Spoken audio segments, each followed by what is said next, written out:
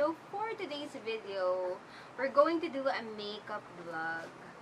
So, bakit ko nga ba gagawin to? Well, ang dami kasing nagre-request sa akin ito. Pagbigyan na natin yung anak ko. Oo. Go, anak! Good morning, Lim TV! Okay.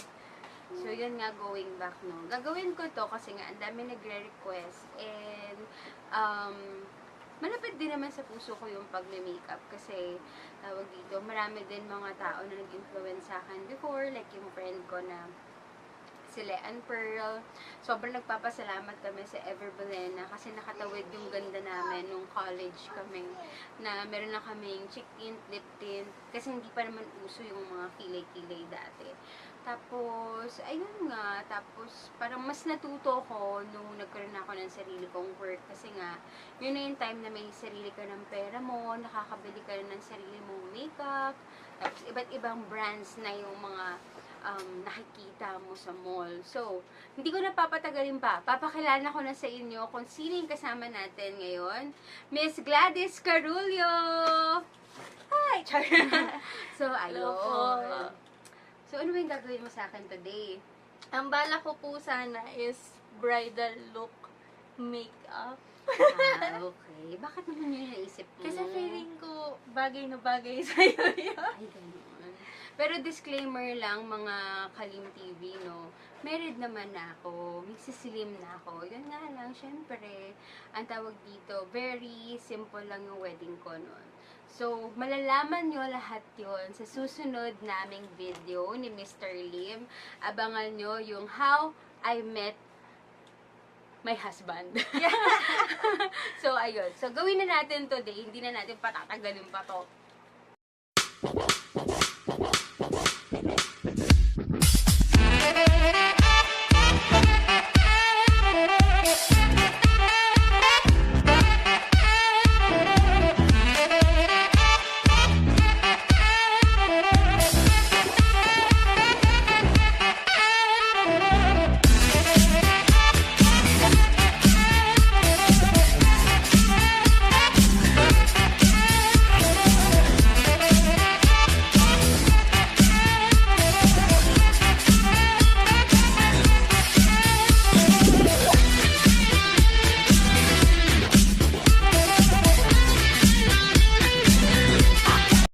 Sisimula na ni Gladys yung makeup vlog.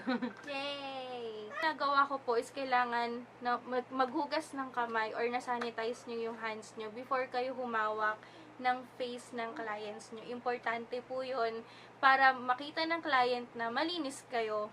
Kasi, syempre, mukha nila yung hahawakan nyo. So, mas dagdag points yun sa kanila. So, yun. So, yung ano. Tapos,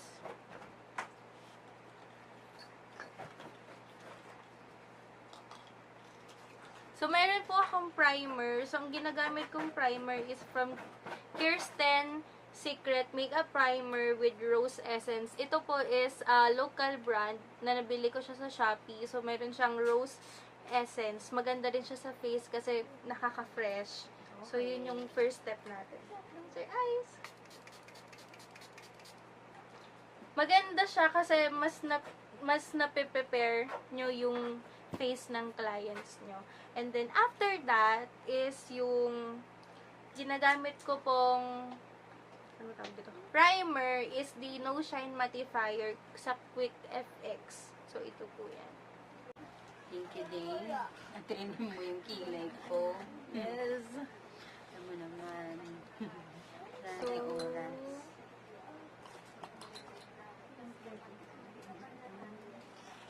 So, bakit ka ba naglalagay ng primer? Ano ba yung purpose ng primer? mas mapapatagal mo yung makeup kapag may primer ka. And may mga primer po kasi na merong nakafocus yung ginagawa nila. So, kapag medyo malalaki yung pores mo, dito, ganyan, sa ilong, gumamit kayo ng silicone. Parang silicone base na primer kasi mas matatapalan niya yung mga pores. So, saka importante din yun, lalo na pag oily skin ka, kapag dry skin ka, ganyan. So, ito po, for kilay, from BYS. Yeah, BYS. So, bakit ka ba, dito, ano yung nagtulak sa'yo or bakit ka na-inspire maging makeup artist? Nag-start siya nung third year high school ako. Diba? Ang aga. Third year high school po ako. JS prom.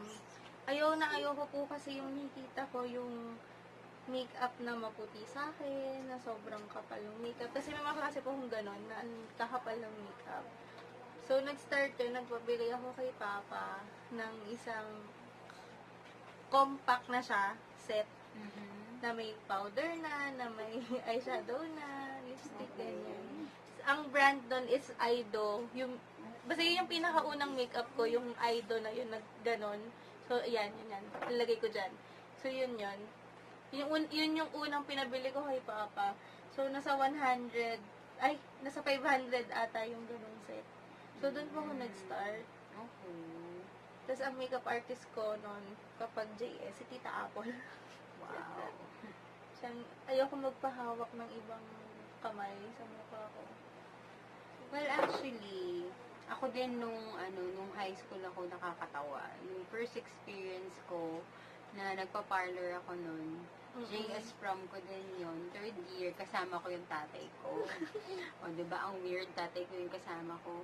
Nakakatawa kasi nung kinikilaya na ako nung makeup artist doon, napaigtad talaga yung tatay ko. Sabi niya, ano ginagawa mo sa anak ko?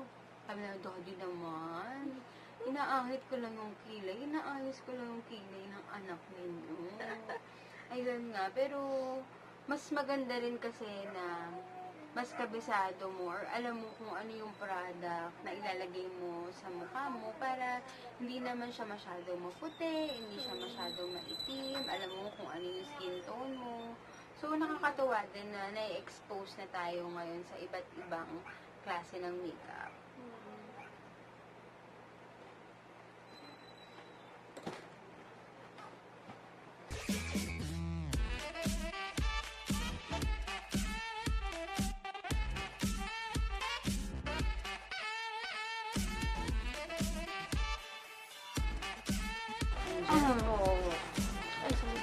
Ayan, ang gusto yung kilay ko. Yan. Next po is, ipaprime ko yung eyes ni Tita using a concealer.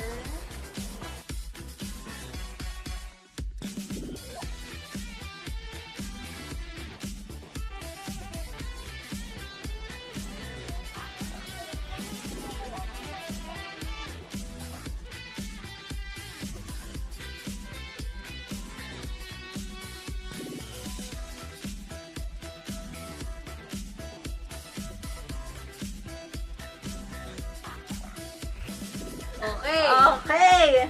So, yung eyeshadow palette na gagamitin ko is from Beauty Creation. Umalis. Okay. So, ito po yung, as of now, favorite ko is the L'Oreal Paris Infallible 24 Hours Wear. Ito po ay, bagong release ng L'Oreal. Hindi ko siya nagawa ng review, pero kitang-kita na maganda siya. So, fresh lang yung dating niya. Maganda rin yung coverage. And perfect siyang gamitin for mga brides, ganyan. Kasi, ang fresh lang nun.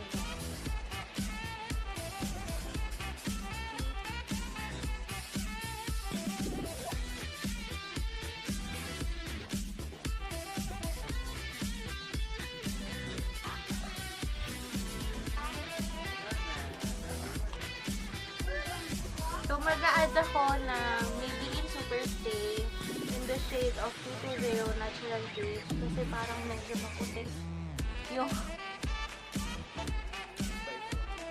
sa kanya sa camera. So, i-adjust natin ako. Sa eyeshadow naman po, wag niyo makalimutan yung lower part ng iyong mga mata. So, babalik lang po kung ano yung unang ginawa natin kanina. First is yung blissful. Parang isa-smoke out ko lang yung pinakababa. Lower flashlight.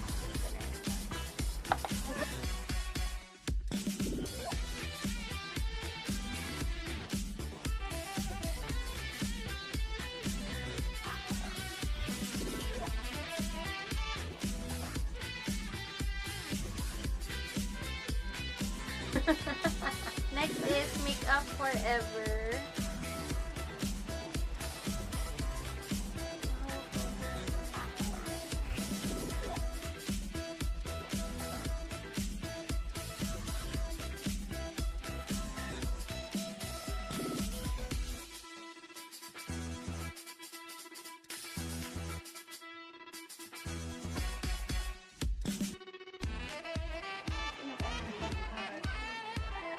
And Maybelline Super Hyper Curl.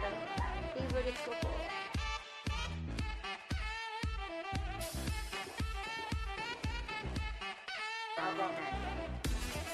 For final po sa mata is I will use this Taiwan lashes.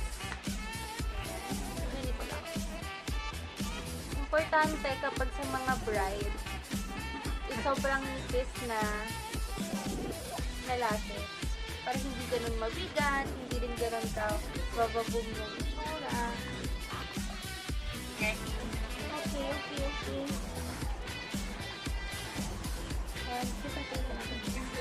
For filming na pala. Nalagay ko na, Ay, sorry naman. nalagay ko na po yung lashes niya. So, yung binake natin kanina, luto na yan. So, ita-dust off na natin siya.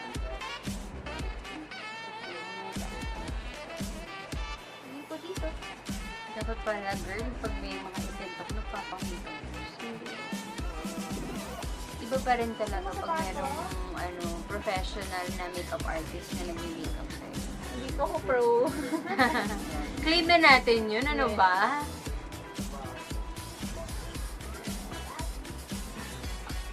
Actually, nakakatuwa tong mga magkakapatid na to. Bakit? Kasi silang tatlong magkakapatid, iba-iba yung mga talents nila. Si Gladys, she's into makeup, tapos she loves dancing. Si Knight naman, yung sumunod sa kanya, is into arts naman. So, ang galing niya sa mga drawing, sketch, ganyan. Tapos, syempre, kakalimutan ba natin si Shiny Pig? Shiny Pig. Mahilig sa baboy. Yung bunsuri ng kapatid. Yun naman, hindi siya naman sa mga shoes, mahilig siyang pumorma. Alam mo yun, very siya, pag nakita mo siya, influencer. Silang lahat, silang magkakapatid. Ano yun? Ano ba yung lahi nito?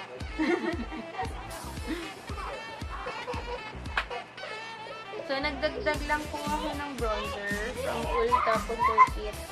Golden bronzer and warm bronzer, pinag-mix ko lang.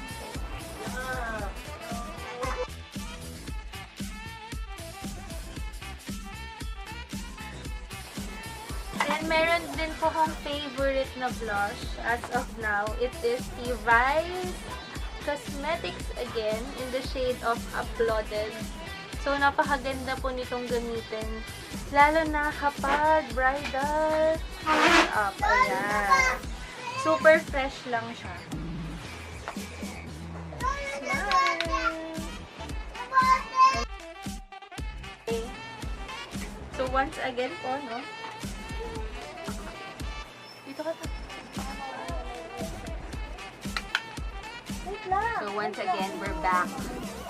Salamat kay Kuya Knight na buong pusong dinala yung anak ko sa kanyang amagay para kumuha ng dodo. Alam ko nakaka-relate yung mga momshies nila dyan, yung mga toddlers nila na nagdododo pa sa bote. As much as possible kasi mas prefer ko na sana, syempre hindi naman ako yung mag-decide kung magbabaso na talaga siya or mag-stop na siya magbote. Syempre yung anak ko pa din yun. Pero sana nga, magbaso na siya kasi nga yung milk teeth niya madaling masira pag nagdododo pa sa bote. magbaso na si Mika. Oh. Ang finish product ni Gladys Carullo. Oh my God. Super love ko to. Kasi parang natural lang yung look ko. Parang ano lang, Alright.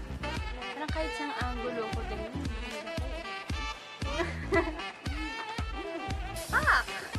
Ayun nga. So, if you like this video, please po, i-hit niyo yung button na like, subscribe, and share. Huwag natin kalimutan, if ever meron kayong mga gig, kung meron kayong mga wedding, kung debut nyo, please guys, please do support Gladys Carullo.